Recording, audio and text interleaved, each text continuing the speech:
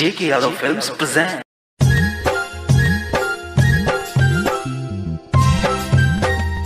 J.K. Yadav Films. हो DJ वाला भाई एक लगावो छल छवि लगे नायका धमाका बोल बम हरा हरा डीजे आनंद सुनी बख्तियारपुर दुर्गा स्थान गली। आसो के जलवा भोला जी के ऊपर जाके चढ़ाई बेरे। आसो के जलवा भोला जी के ऊपर जाके चढ़ाई बेरे।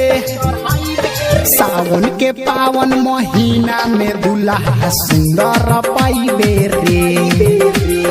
सावन के पावन महीना में दुल्हा सुंदर पाइबे रे। आसो के जलवा भोला जी के ऊपर जाके चढ़ाई बेरे। आसो के जलवा भोला जी के ऊपर जाके चढ़ाई बेरे। सावन के पावन महीना में दुल्हा सुंदर पाइबे रे।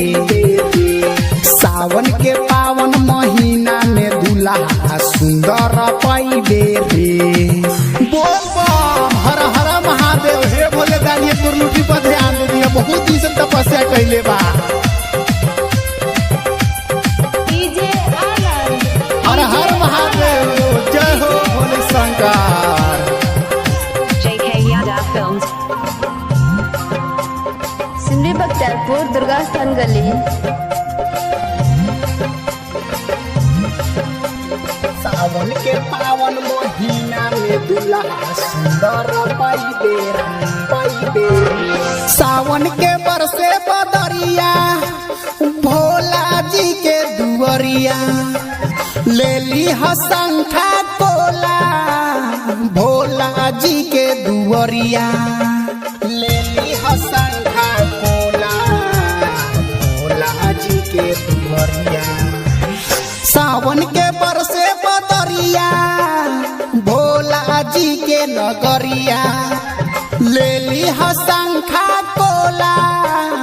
भोला जी के दुवरिया ले ली हसंखा कोला। भोला जी के दुवरिया गंगा के पानी में एक बार जाके डुबकी लगाई रे। गंगा के पानी में एक बार जाके डुबकी लगाई रे। सावन के पावन महीना में दुल्हा सुपर पाइबे रे। सावन के पावन महीना में दुल्हा सुपर पाइबे रे। बुझले बोल बम हर हर महादेव। सावन के पावन महीना में दुल्हा सुपर पाइबे रे। डीजे सावन के पावन महीना में दुल्हा सुपर पाइबे रे। सुपर सुनी पाइबे बख्तियारपुर दुर्गा स्थान गली। J.K. Yadav Films. लागल बा भीड़ देखा भारी भोला जी के दुआरी।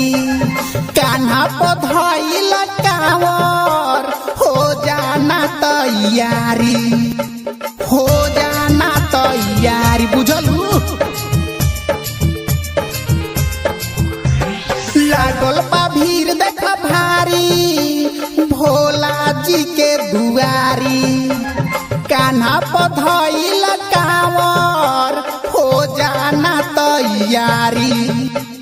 कान्हा पधइल कांवर हो जाना तैयारी। छैल छबिलवा के साथ में एक बार कांवर उठाइबे रे।